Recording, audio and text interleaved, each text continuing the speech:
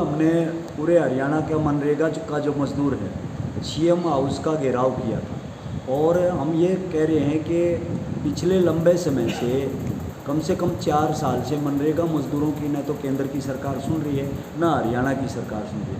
और हमने बाकायदा चेतावनी के साथ 1 अगस्त को पूरे हरियाणा के पूरे देश के डीसीज को हमने ज्ञापन दिया, मोदी साहब के नाम भी दिया, खट्टर साहब के नाम भी दिया और हमने ये कहा था निश्चित तौर पे कि हमारी बातें यदि आप ना सुनोगे।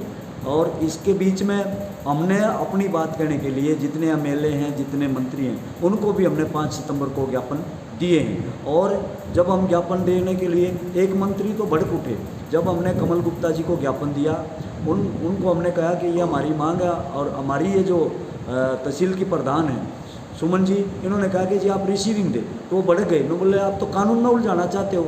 सर कहा हमने, बोले इतने बड़े मंत्री को कानून में उलझा रहे हो। हमने कहा हम कानून में नहीं उलझा रहे, हम अपनी बात कह रहे हैं और हमारी कोई बात नहीं सुनी गई।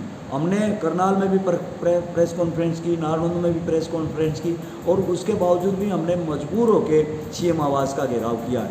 और कल के हमारे प्रदर्शन के बाद उन्होंने हमें लिखित में चिट्ठी दी है, उनके जो ड्यूटी मजिस्ट्रेट आए, ओएसडी आए, बैठ के बातचीत हुई है और उन्होंने कहा है कि करनाल में अभी सीएम का जो फर्स्ट जर्नी है उसके साथ ही आपके प्रतिनिधिमंडल को मिला दिया जाएगा। हम ये कह रहे हैं, हमारी जो मुख्य मांग है कि पूरे देश में 14 करोड़ 7 लाख के लगभग जॉब कार्ड हैं, जिसे 43 करोड़ लोग हैं जो मनरेगा में काम करते हैं। और इसी प्रकार हम हरियाणा की बात करें, 21,82,298 लोग हैं जो मनरेगा में काम कर रहे हैं, लेकिन काम दिया नहीं जा रहा।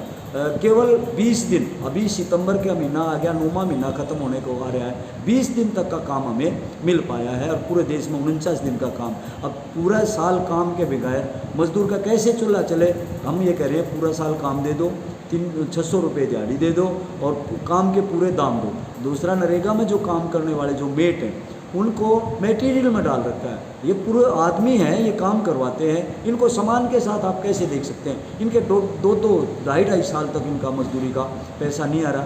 इनको न्यूनतम वेतन ये सरकार जब तक पक्के नहीं करते, कम से कम जो हरियाणा का जो डीसी रेट है वो लागू किया जाए। इसी के साथ हम आपको बताना चाहते हैं कि मनरेगा पे जो काम करने जाता है वो सबसे गरीब आदमी है, उसको बीपीएल सूची में शामिल करो और इलाज के लिए आयुष्मान भारत का कार्ड बनाते हुए 5 लाख रुपए का इलाज के अंदर भी आप उनको शामिल करो। इसी के साथ हम कह रहे हैं मनरेगा का जो मजदूर है साइट पे काम करते हुए, जैसे हमने देखा सुल्तानपुर में 2 महिला मजदूर जो खाना खा रही थी, ट्रैक्टर चढ़ गया, मौत हो गई।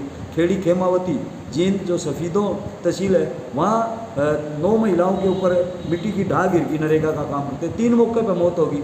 सरकार दे क्या रही है?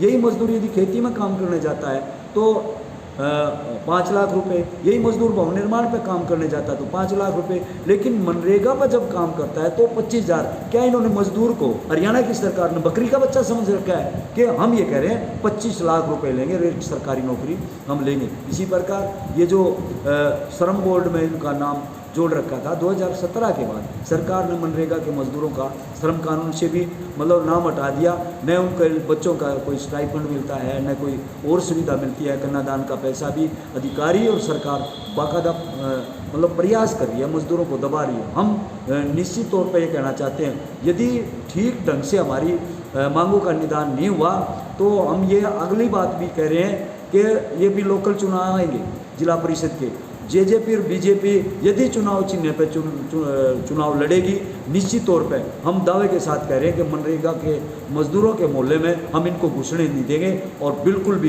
यदि हमारी बातों को नहीं मानते। और अभी जिस दिन हमारा ये कार्यक्रम होगा उस दिन हम पूरे सभी ब्लॉकों पे मनरेगा मजदूर पूरे दम से उतरेंगे ताकि ठीक ढंग से हमारे से बात करें, हमारी मांगों को माने। इस बात को लेके आज हमने ये प्रेस कॉन्फ्रेंस बुलाई है। जो आप हमारे लिए यहाँ तक आए हैं, आप सबको नमस्कार।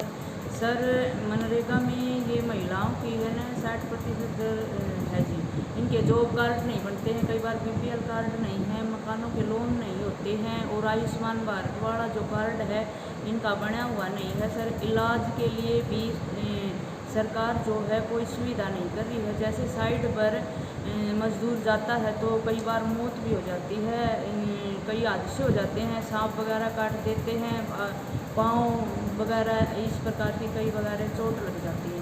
उनको इलाज का प्रबंध किया जाना चाहिए सर। और जैसे मनरेगा के मजदूरों की दिहाड़ी 600 रुपये होनी चाहिए सर, मेट्रो को पक्का किया जाना चाहिए सर।